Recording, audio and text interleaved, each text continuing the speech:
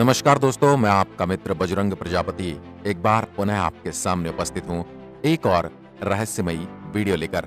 इस वीडियो को देखने के बाद आप ये जानेंगे कि आलस्य क्या है, क्यों यह पैदा होता है, इसे कैसे खत्म किया जा सकता है। तो आइए इसे समझते हैं एक कहानी के माध्यम से।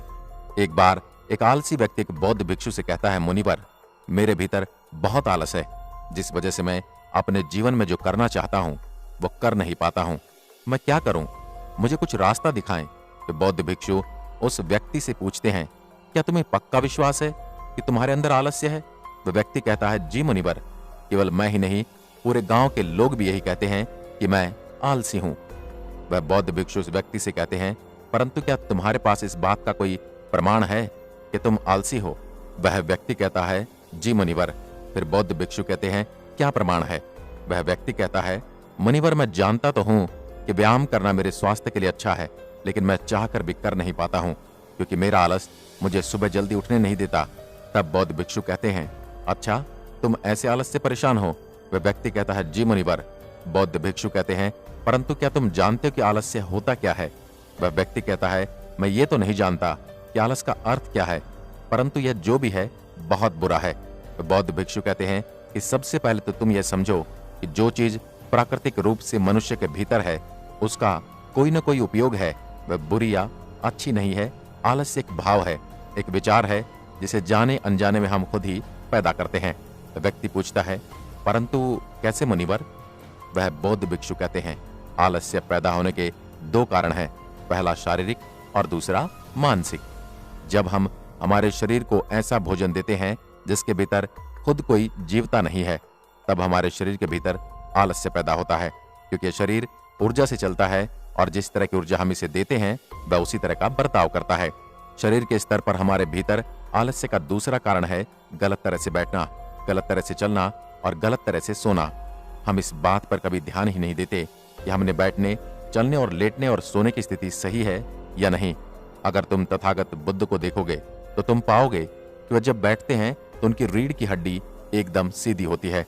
जब वो लेटते हैं तो उनके शरीर के भीतर किसी भी अंग पर कोई दबाव नहीं होता, और जब वो चलते हैं तो उनके दोनों कदमों के बीच एक तालमेल नजर आता है। यह जरूरी नहीं कि कोई बुद्ध को सुनकर ही उसे समझे।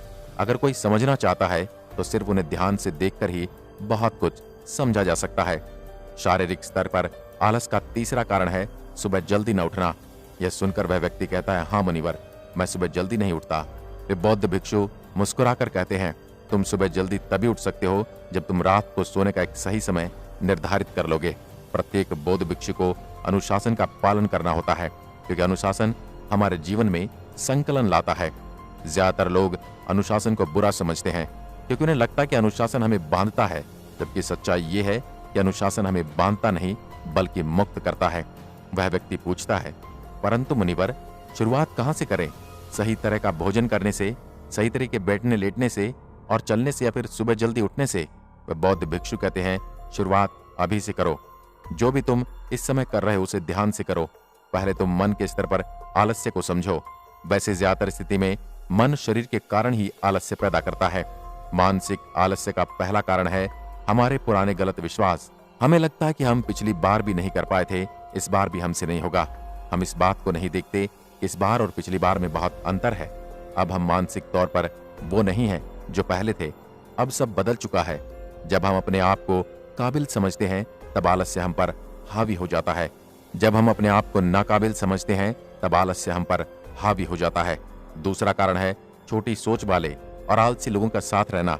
कभी कभी ऐसा होता है कि आलस हमारे भीतर नहीं होता, परंतु दूसरे लोगों से वह हमारे भीतर आ जाता है। ऐसा इसलिए होता है क्योंकि हम आलसी लोगों की संगति करते हैं। वह व्यक्ति कहता है, जी मुनिवर, यह एकदम सत्य है, ये बात तो मैंने भी अनुभव की है। वह बौद्ध भिक्षु कहते हैं कि तीसरा कारण है मन का स्पष्ट न होना। मान लो कि तुम एक वन में खो गए हो और शाम होने वाली है, तुम्हें यह नहीं पता कि तुम्हारा घर किस दिशा में है, तो क्या ऐसी स्थिति में तुम आलसी होकर वन में लेट जाओगे या फिर अपने घर की तलाश में निकल जाओगे? तो व्यक्ति कहता है, मैं घर की तलाश में निकल पड़ूंगा।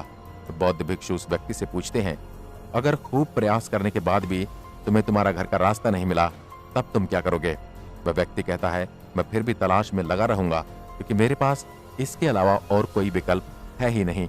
वह बौद्ध भिक्षु कहते हैं, मनुष्य के मन को आलस्य तभी पकड़ता है जब उसके पास कई विकल्प होते हैं। अगर किसी के पास सिर्फ एक ही विकल्प है तो उसका मन पूरी तरह से स्पष्ट होगा। अगर तुम अभी व्यायाम नहीं कर पा रहे तो उसका कारण तुम्हारी नजर का स्पष्ट न होना है। तुम अभी भविष्य में होने वाले रोगों को नहीं देख पा रहे हो। तुम अभी उन रोगों से होने वाली पीड़ा को महसूस नहीं कर पा रहे हो। तो बौद्ध भिक्षु आगे कहते हैं, आलस्य का चौथा कारण है किसी काम को करने की कोई बड़ी वजह न होना। मान लो तुम एक रास्ते से कहीं जा रहे हो और बहुत देर तक चलते चलते तुम थक गए हो। अब तुम्हारा और चलने का मन भी नहीं कर रहा, तुम्हें आलस्य आ रहा है। तभी अचानक तुम देखते हो एक शेर तुम्हारी तरफ भागा चला रहा है। तो क्या ऐसी परिस्थिति में भी तुम या तुम्हारा आलस्य तुम्हें भागने से रोक पाएगा? नहीं ना। आलस्य केवल तुम्हें उसी काम को करने से रोक सकता है जिसे करने से तुम्हारे पास कोई बड़ी वजह नहीं है। वह व्यक्ति कहता है, धन्यवाद मुनिवर, अब मुझे आलस्य का सारा खेल समझ आ गया। तो बौद्ध भिक्षु कहते हैं, मेरी एक बात हमेशा याद रखना, जहां भी स्पष्टता है या कुछ करने की कोई बड़ी वजह है, आलस्य हो ही नहीं सकता।